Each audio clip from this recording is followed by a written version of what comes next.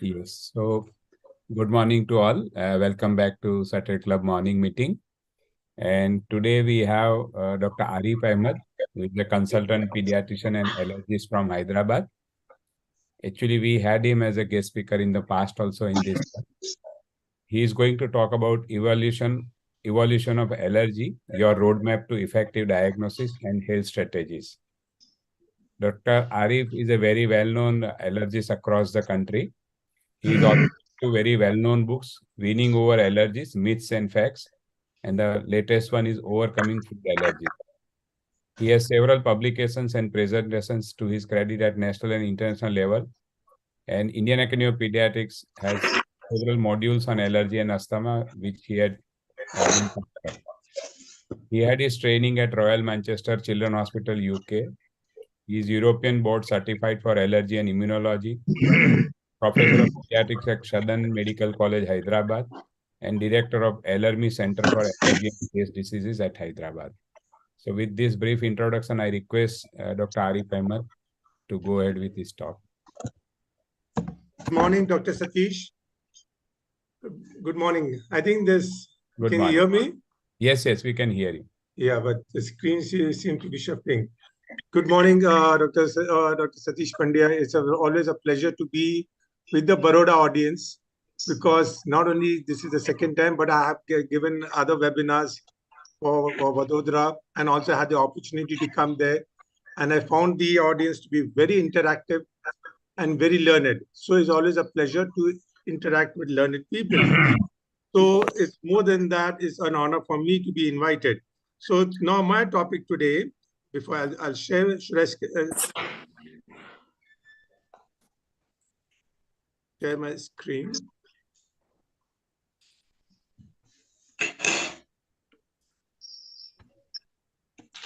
Right.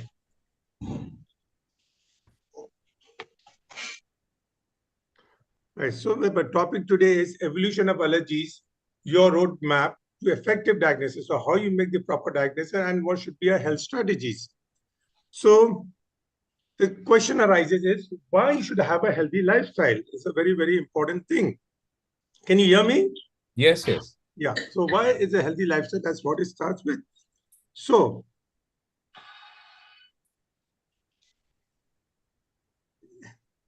anyway, so what we notice about this video is that this rustic villager on he must be in his mid-50s, absolutely fit, carrying a bag in one hand, and gets onto the platform in front of the running train.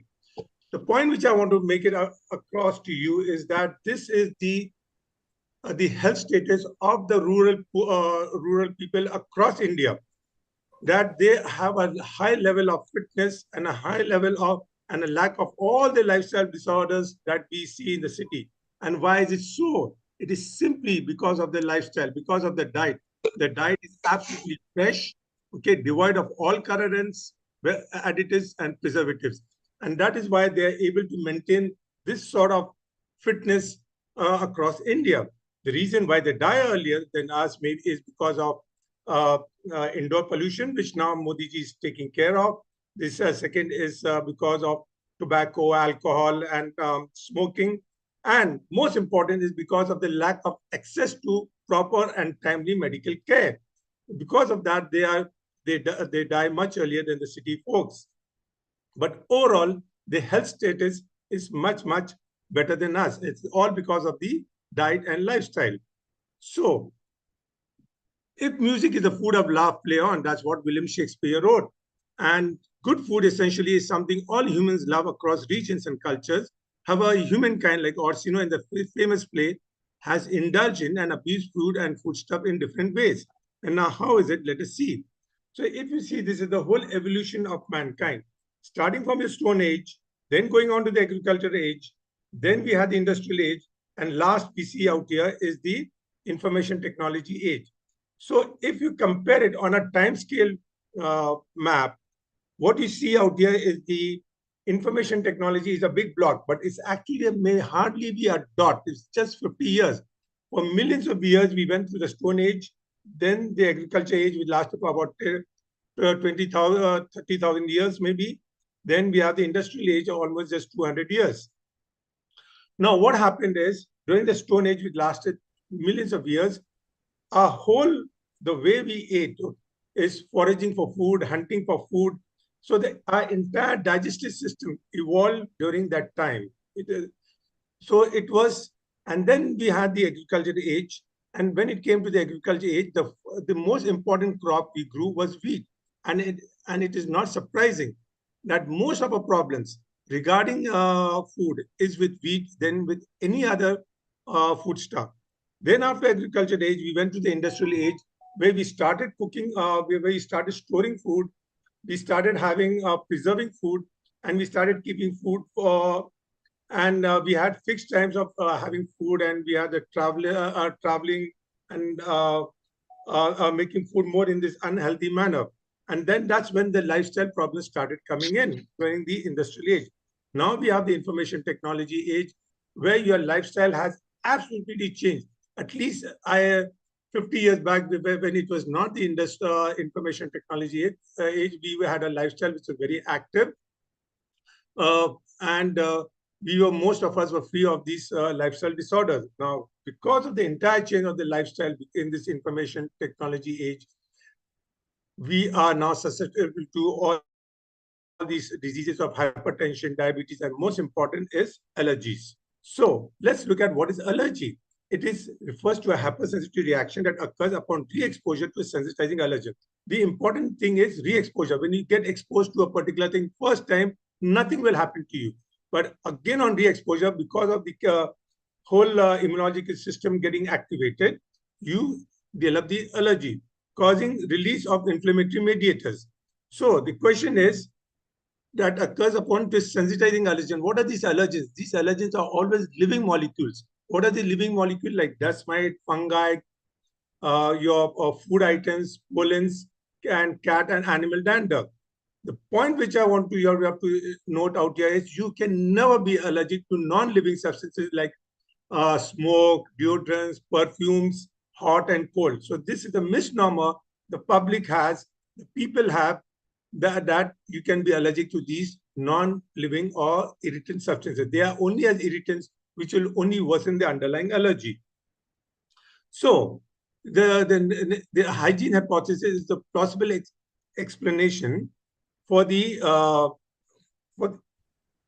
incidence of allergies throughout the world. Now, what is this hygiene hypothesis? I'll come to it later. So earlier, we lived like this, where we lived on the farm. We had this gobar thing, which is why the gobar is important, because it contains endotoxins, which were protected us against these allergens.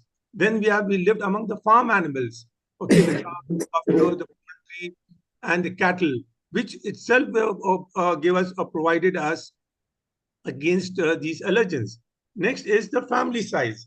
Okay, now how the family size affects us is very important, because the families, the larger the family size is, more the children in the family, the more they catch viral and bacterial infection from each other. And as they catch more viral and bacterial infection from each other, it develops the innate immunity to fight against allergies. Now, being totally our children, now the new kids being devoid of these viral and bacterial infections, they do not develop that immunity towards these allergens. And this has been proved, like in the West, those children who go to a nursery at a particular age, between 1 to 4 years in a daycare, they are less prone to allergies as compared to those who have not gone to these daycare centers. So it is suggested that atopic diseases is the price paid by those in the West for the relative freedom from virus, bacterial, and health-linked infections. So that's why they say now we have the government of India policies to deworm all kids by giving them a deworming medicine every 6 months. So with this thing, we are going to, the worms in fact protected us against the allergens. Now, changing patterns of the allergies in the developed region. So this is how the allergies have changed in the developed world, and which applies to India also. So earlier, which you see in the 60s, in the Western world, the respiratory allergy epidemic increased. Then, because of the use of inhalant therapy, there was a plateau. After a 20-year lag, now from the beginning of this century, there is an increase in the eczemas and food allergies. Why? Because of one increased testing and because of the change in the food environment. What I say is the information technology age. So if you compare with India, we are now where the West was 20, 30 years ago. We have peaked inhaled allergens, respiratory allergens, and we are now having a plateau phase because of the increased use of inhalation therapy.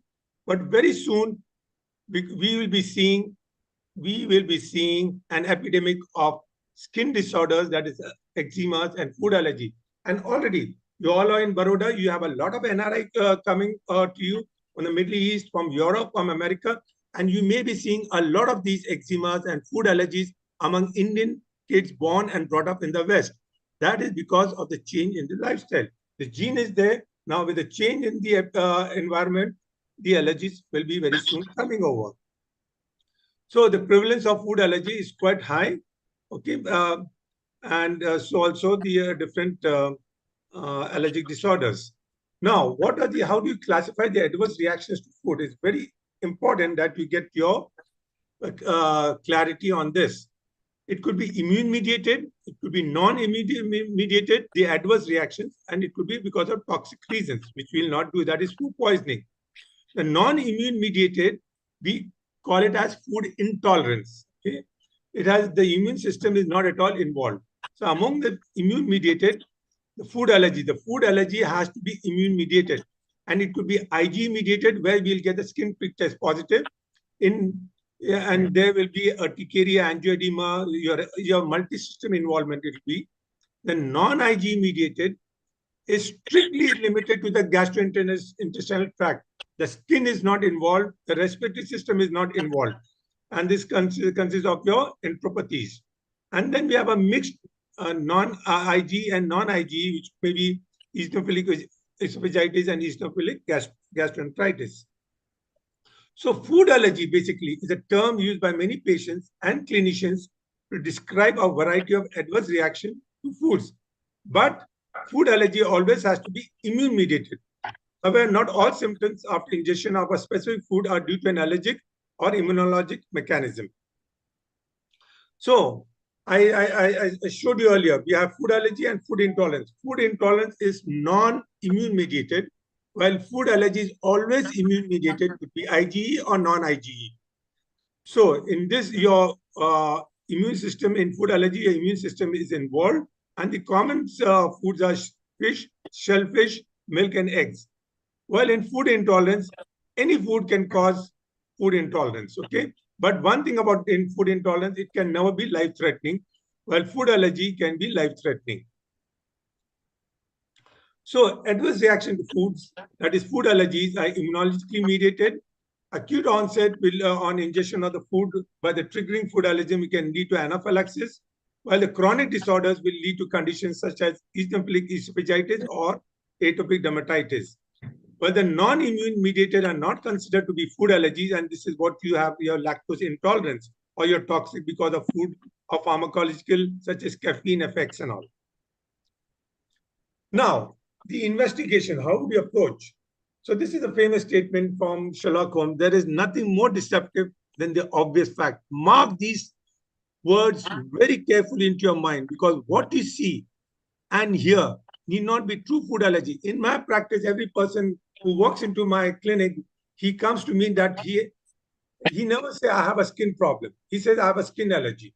He never says, I have some lung problem or a nose problem. He says, I have allergy. That's, but nothing is, but the point here is nothing is more deceptive than the obvious fact. Okay. Patient comes to me and says, I'm allergic to paracetamol. And then when you go into the details, there is no way he is allergic to paracetamol. So please do not go by what the patient says, because when you go into the detailed history, it might turn out to be something else. And this is the most important point I want to put across to you, because every person who is at the site of the crime is not the person who has committed the crime. You could be at the site of the crime once, twice, thrice, 4 times, and still be the person, but the world, everybody will consider you as a criminal. But it's not necessary that just being at the site of the crime, that there's a high possibility that it could be you, but it's not confirmed. So in your approach, keep these lines in mind. So we had this first, what are the investigation? We had the prick-to-prick test, where you prick the fruit or a vegetable and you prick the skin, wait for 20 minutes and see for a reaction. And I wish I was an allergist 20 years back, okay? And this test was over there, because my father, who is now gone, he always had this thing in his mind that he had tomato allergy. And that he had tomato allergy. And my mother would sometimes, slip in a tomato into the food and nothing would happen to him. But when he was told that there was some tomato into it, and then immediately he would start scratching or say, I knew there was something. I mean, my stomach was feeling upset and all. So the psychological food intolerance, a lot of people suffer from psychological food intolerance. They have this thing, this food causes them problem, that food causes them problem. So when you have these things, the best thing to disprove to that person is take that particular fruit or vegetable, prick it and prick the skin with a lancet, wait for 20 minutes and see a blood. If you see more than 5 millimeters, yes. So this is a direct way of showing people. So there is nothing more this one than the obvious thing that you can see. So we come to our first case. 10-month-old NRI girl having atopic dermatitis was bottle fed in the first month, then breastfeeding, weaned at 6 months, strict vegetarians. She was on pulses, wheat, rice, diet, vegetables, and occasionally fruits. Both mother and baby were off milk because the child infant reacted very adversely in the form of severe rash and vomiting. So these were the tests. These were the specific IgE, and this was the skin prick test. Here, the message which I want to send across to you is that you have a lot of patients with specific IgE tests which you'll do and they come positive. Which one should you consider? Anything which is more than 100, yes, you consider it as positive and you can stop that particular food. But anything less than 100, like this patient, almond was 89.40, but this patient was consuming almond freely. So the clinical reactivity is the most important thing. 89.40 patient consuming almond, continue. More reliable than the specific IgE is the skin prick test. Yeah, and you find out here the skin prick test is very low, just 3 mm. Okay. So how would you interpret if the patient is consuming, if the size of the this one skin prick test is less, or if the patient or of it is less than 100, then and the patient is showing no reaction on consumption, continue. But you see the milk, it's 51, is much less than the almond. But here the patient showed a reaction. So your actual numbers do not correlate with clinical allergy. This is the point I want to send across. But on a skin prick test, if it is 8 millimeters or above, yes, you can safely consider, yes, there is allergy and you have to be very careful. So some point is the skin prick test is more reliable than a specific IgE. Case 2, we have this 18 years old. Okay, this is a very interesting thing. Develop articular rashes and swelling of lips immediately within 30 minutes of eating seafood such as prawns and shrimps. This patient never had any anaphylaxis, but only would develop these rashes. No rashes on consuming fish or any other foods. The rash would subside in 24 hours with or without treatment. No history of any respiratory complaints or gastrointestinal complaints. Patient not on any medication. We did the SPT skin prick test for prawns. It was negative. Total IG was less than 20, and all allergens were negative. Foods, including seafood, was less than 10. Only thing was there was this mealworm, because it was this component resolved diagnosis where we looked at something like 250. Is a new test which has come. We looked at 250 items. So mealworm component 10M was positive with a value of 0.34. So how do you explain in this case this positive? He's eating prawns, is showing a reaction, but all your skin prick test and your blood test has come negative. So the CRD based interpretation. Now, this mealworm is a very small insect. It cross reacts with prawns. But the whole thing is, how did the, even to cross react, you should consume that particular item. So how did this mealworm go into his system? This is the next interesting part. You see, in India, because when we gave this patient wild prawns, that is the sea prawns, nothing happened to him. But the farm prawns, when he was given, he had this reaction. Why? Because in India, most of the prawns, and this is the point which you should remember, most of the prawns are not wild prawns. That is the sea prawns. They are fish prawns, where they are fed these mealworms. So these mealworms, which it was these mealworms which was actually causing the problem in the patient. So how important is this component resolved diagnosis when you have this new investigation? In spite of the skin prick test come negative and the blood test for prawns coming negative, we could with this CRD detect the reason that it was because of the consumption of the mealworms by the prawns in the fish farm, in the prawn farms. We come to the third case, and this gets more interesting. A 5-year-old male male child, strictly breastfed, came at the age of 5 years. History of repeated episodes of vomiting. He has this, at 5 years, he's having this vomiting, especially following milk ingestion and a constant nasal congestion. In infancy, he had rash and milk ingestion, which stopped, but now restarted 1 year back, but no rash had developed. Okay, now the milk is not causing any rashes. There's no family history of allergies. And the family, this is a very important thing. They're strict vegetarians, including eggs. Now, please note this point. There's a cat in neighbor's house. Now, this is getting more interesting. And cattle are bred in another immediate neighbor's house. On examination, except for inferior turbinate hypertrophy, no significant finding. And so here we did this component analysis, 300 allergens. And everything comes negative. All the pollens, the cat, dog, cockroaches, everything was negative. Insects, latex, plant food, all were negative. But there was a component called COS, milk, BOS, D, 4, 5, and 8, both also negative. Tested negative for cattle, milk, eggs, and seafood. Everything was negative. Okay. So, what are the positive results? Cattle meat, BOS D6. This was the cattle meat. In a strict vegetarians, BOS D6 is positive. Okay. Cat epithelia was 2.5. So what is BOS D6? Is a heat labile allergen from cow's milk and beef. So when he has not taken, he's a strict vegetarian. He's never eaten, and his milk is negative. So never eaten meat in his life. How did he get this positive? Okay, so this is how it is. He has a beef allergy. Beef allergy can be caused via sensitization to serum albumin, BOS D6, via sensitization to alpha-gal, a heat-resistant sugar in non-primate mammals. Clinical reaction to alpha-gal often have a delay of 3 to 6 hours. Tick bites are the main sensitization route. The environment of the child was conducive to this outcome. Highly unhygienic cattle were infested with ticks, which probably led to the positivity in spite of never consuming meat in the family. I think you got this point. This child, being strictly vegetarian, develops this alpha-gal and has beef allergy in spite of never having consumed meat in his life because of the tick bite. And we could detect it because of this new test known as component resolved diagnosis, where we look into the components of different foods such as BOS D6 and serum albumin.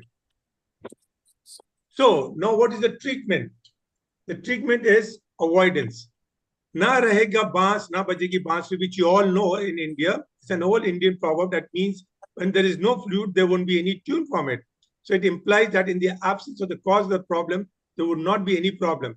In short, in summary, you get rid of the thing. Total avoidance is a way of solving it, but it's not always sometimes possible.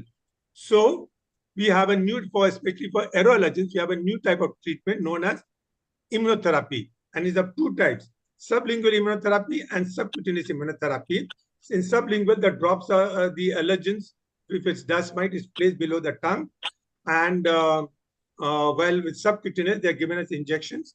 The treatment is for 3 years, and it brings about the complete resolution, almost near complete resolution of the allergy. This is mainly for allergens, dust mites, and pollen. For food, it is present only for peanuts so far and not for any other food.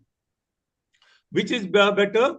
Slit and skid. If you look at all the things, is equipoise. You cannot say the WHO says both are equally effective. But slit is more costly than skid. Prevention. And this is the way you think, the way you behave, the way you eat can influence your life by 30 to 50 years, as said by Mr. Deepak Chopra, the famous author and health activist. So how do we prevent this one? It starts with antenatal, with breastfeeding, weaning, healthy diets, junks, colorants, and in the end is the NIN guidelines, which I'll put forward to you. The environment has a big role. That is why you see our Indian kids who have the same gene as us. In India, we don't see much of eczema. We don't see much of atopic dermatitis. We don't see much of food allergies, hardly any you see in Indian children. But our children who have gone up and born and bred in the West, they are developing this epidemic of food allergies and atopic dermatitis, which is the same as the white children because of the environment. So the westernized standards of living, which have brought about a change in their diet, is very important. And with us, with the increased westernization, we are very soon going to see this epidemic. Breastfeeding has been mentioned. The WHO and all guidelines say that exclusive breastfeeding for 6 months in those who are atopic, it will bring about a prevention of allergies. Now, the LEAF study results was a study learning early about peanut allergy. There was a study in Germany where they took 600 children, age between 4 and 11, who had a high risk of peanut allergy. One group was made to avoid peanuts, and the other was made to consume peanut snack food 3 times a week. So in this group, those who had a peanut allergy, in this group, 3% developed peanut allergy, while those who were made to avoid peanuts, 17% developed peanut allergy. So this is now has been proved by the LEAF study result, which we in India for centuries have known.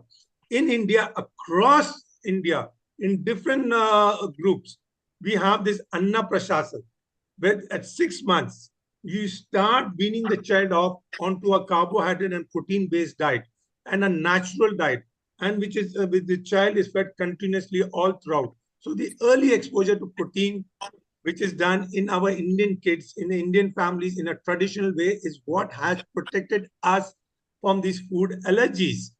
And with this increased westernization and industrialization and modernization, this habit is dying out. And with this habit dying out, we are going to see again these food allergies. And many more working women are resorting to processed food, more will be the incidence. That is why I have come up with in my book, Healthy Diets, MasterChef Recipes, because in the contemporary world, many mothers, especially those who are working and away from the traditional culture and lifestyle, are unaware what should be given to the babies as complementary feeds. So, and many resort to packaged stuff on the supermarket stores as advertised on the electronic media. And that's why we have presented them in our book, some simple, easy to cook and healthy recipes for the mothers. So the next thing is the other causing this is the different types of this undesirable food. One is the fast food, but remember all fast food is not unhealthy because salads and cut foods are also fast foods and they're not unhealthy. Junk foods is what you see, which is rich in fat, in sugar and salts. And then you have the ultra processed food. The ultra processed food is not the one which you eat at home. It is one which is industrially made, and powder milk is a typical example of ultra processed food. Ultra processed food contains all your micronutrients, may contain all your micronutrients. It has other problems because of having additives and preservatives, and which can cause problems in the long run. Junks, ultra junk food, ultra processed food, nutritionally inappropriate food, and caffeinated, colored, carbonated foods, beverages, and sugar sweetened beverages. This is a terminology which has been coined by the working group of the Indian Academy of Pediatrics to deal with the unhealthy foods. And all this, what you see out here, is the junks. So, and this will lead to impairment of the, they are all impaired with the nutritional quality, they will lead to overweight and obesity. They have a cardiometabolic risk because of the positive association between ultra-processed diet and cardiometabolic alteration in children and adolescents, leading to high cholesterol. They will lead to high blood pressure. And most important, behavioral symptoms. This has been hypothesized that mental state and brain function through oxidative stress, process inflammation, and stress response system. And that is why you see more, could be why you're seeing more of the behavioral problems in kids, especially autism also. Which is about which there is an epidemic in the Western world. Now, in the end, I go on to these fruit juices. I see a lot of children being given fruit juices, and we have all grown up with fruit juices. But no, this is the point. No fruit juices should be given to children below 12 months of age, because they are inappropriately used in diarrhea. They are not balanced fluids. They aggravate diarrhea, especially toddlers' diarrhea, increasing the osmolarity. They cause tooth decay and promote picky feeding. Unpasteurized juices will lead to serious bacterial infections, change in bowel habits. They will cause abdominal distension, flatulence, and diarrhea because of the high quantity of sorbitol. And what is recommended is basically whole fruit, because they supply fibers, phytochemicals to the diet, and the child develops skills like peeling, chewing, and differentiating between colors, textures, and shapes. And that's why you should encourage intake of regional and seasonal whole fruits over fruit juices. You should avoid all fruit juices and fruit drinks in children below 2 years. And for children and adolescents between 2 to 18 years, you can give them fruit juices and fruit drinks, okay? I mean, fruit drinks should be avoided, or fruit juices, if given, should be limited to 125 ml per day for children aged between 2 to 5 years, and 250 ml per day for age for more than 5 years, and should be and always be given as fresh juices and not as your what you call a tang and so on. So we come to the last case. 14-year-old boy comes with history of wheeze in childhood, develop urticarial rash and swelling of lips on ordering Hyderabadi biryani. It's a very famous biryani in Hyderabad, and it was ordered from a takeaway. He responded to emergency treatment in the emergency room. There's a history of similar but mild episodes in past on takeaway biryani. No such episodes on home-cooked biryani. A skin prick test was conducted on the contents of the home-cooked biryani, and all were negative. Here, the thing is, it's a very common scenario which you see. Patients develop rashes on eating food outside, and the main reason is because of the colorants. The food is made to look very healthy and very attractive because of this, and that is why we have to avoid food with all these additives, which are colorants, preservatives, and all, because it is all done to make the food attractive. Children don't eat food unless, including us. You see, what you see that pav bhaji, the beautiful color. If you see the original pav bhaji without the color, you won't be attracted towards it. I've seen pav bhaji being made right in the morning and how it looks, and after the color it is added, how the whole thing changes. So colors have become a very important thing to make the food attractive. So over centuries, color was added to make it natural, attractive, natural colors. But at that time, they used natural colors, okay?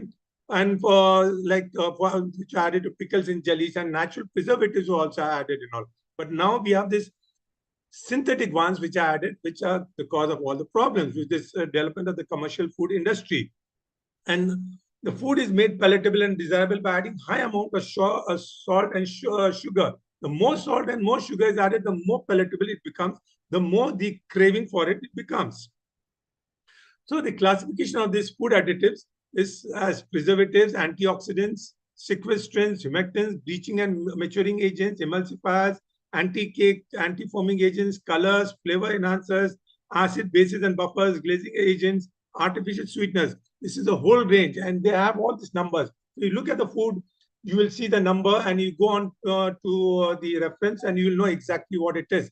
So every food which comes packaged has one of these numbers on it, and all this, when if it's consumed in a more than a considerable amount, will lead to problems in the long run. And the problems which are there, as mentioned in my book, are galore. There is no end to it, and that's what explains. So if you can avoid all this, that's what I tell my patients, which is, I know it is difficult to avoid all food which is packaged, which is industrially made, which is which comes in packages. As far as possible, have homemade and home prepared food. So in the end, we have this guidelines, NIN guidelines, and everybody, especially all the seniors out here, will totally agree with me that this should be the natural approach for healthy living right from childhood. If it is, and I know we all of us went through it. Eat a variety of foods to ensure a balanced diet. Ensure provision of extra foods and healthcare to pregnant and lactating women. Promote exclusive breastfeeding for 6 months and encourage breastfeeding till 2 years if possible. Feed home-based semi-solid foods to the infant after 6 months. Ensure adequate and appropriate diets for children and adolescents in health and sickness. Eat plenty of vegetables and fruits. Ensure moderate use of edible oils and animal food, and very less use of ghee, butter, vanaspati. What you should is ideal is your asli ghee is the best way, and olive oil is another one which can be taken. Avoid overeating to prevent overweight and obesity. Exercise regularly and be physically active to maintain ideal body weight. Restrict salt intake to a minimum. Now we have the pink salt, which is more ideal. Ensure the use of safe and clean foods. Adopt the right pre-cooking processes and appropriate cooking methods. And the book, the guidelines mention everything. Like, it's a very common thing. It says the guidelines that when you cut the vegetables, do not wash them. Wash your vegetables and fruits before you have cut them. Do not wash, because it removes the nutrients from them after cutting, if you are going to wash them. Drink plenty of water and take beverages in moderation. Minimize the use of processed foods rich in salt, sugar, and fats, and include micronutrient-rich foods in the diets of elderly people to enable them to be fit and active. An important thing also I want to mention is about breastfeeding. What the NIN guideline has mentioned very clearly is to breastfeed for at least 6 months of age. But in those cases where there is no the mother cannot breastfeed for some reason or the other, unlike many other international guidelines, they have talked about giving animal milk, maybe cow's milk or buffalo milk in the first month. And it is a very controversial thing, but in the first month they said make it 1:1 dilution, but after 1 month we can give it undiluted. This is the controversial point in the guideline, but they must have definitely made this guideline based on seeing, not taking the whole country into consideration, where people in the rural area and in the urban poor area do not have access to and do not have the means to buy formula milk. So these guidelines should be considered as the commandments for a healthy living. And that is why my earlier book was Winning Over Allergies, Myths and Facts. And now I've come up with this new book, Overcoming Food Allergies, Your Roadmap to Effective Diagnosis and Health Strategies. It is, both these books are available on Amazon. All you have to do is to type the title and the book will come onto it. You can access it and it'll make an interesting reading. With these words, I thank you all and I thank all. Thank you, Dr. Satish. Thank you, Dr. Arif. You may stop the screen sharing. It was wonderful. Once again, a very comprehensive view on food allergies.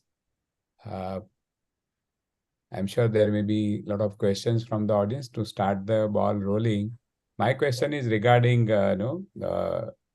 milk allergy in infants, often presenting as blood in the stool.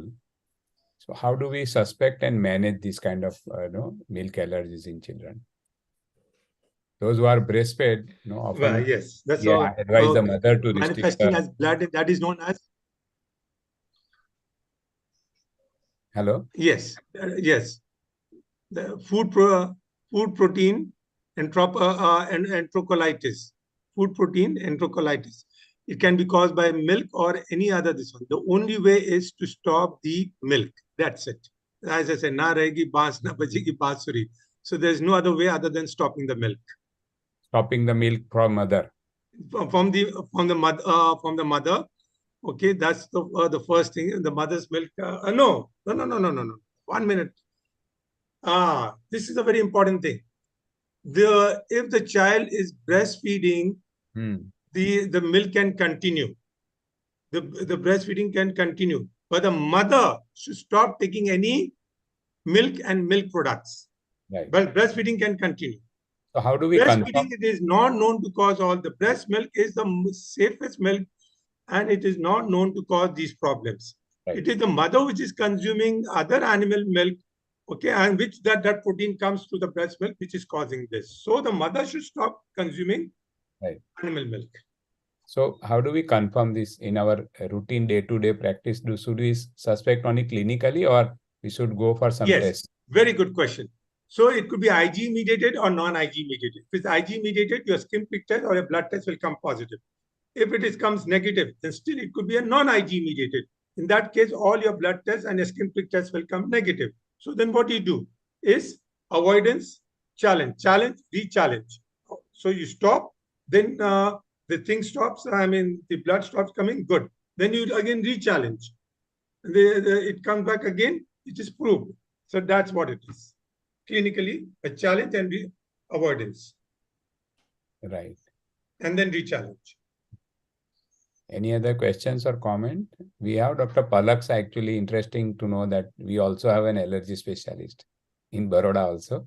He's Dr. Palak Sai. He's a pediatrician, but trained in allergy by Dr. Nagaraju, I believe. Palak, if you are there, if you want to make any comments. No, sir. Thank you, sir. It was very wonderful, sir. Sir has very well explained everything almost.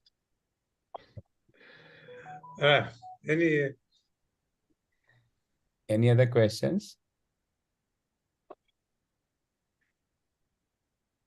So with counseling, so somebody added with counseling to parents. Yes, counseling is very important. In allergies, counseling is but provided you take the time out for counseling.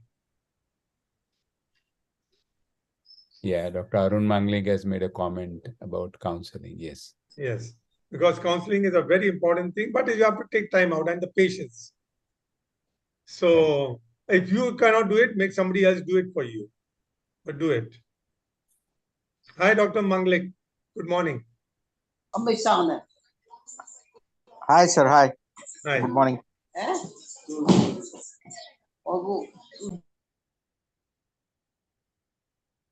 Often the parents have a lot of misconceptions about food allergy. They would, especially in cases of asthma and allergic rhinitis, they tend to restrict many foods. Yes. And they often want allergic testing also. So somebody else has advised them that very broad spectrum allergic testing where they don't do specific Ig but general Ig and come up with a list of so many supposedly allergic food items or other things. So what are your comments on those tests? Yes, Dr. Satish, I've made it very that point which you mentioned. I didn't bring it up, but two statements I said there's nothing more deceptive than the obvious fact that Sherlock Holmes this one, and the second thing is of the testing. I mentioned through the but I didn't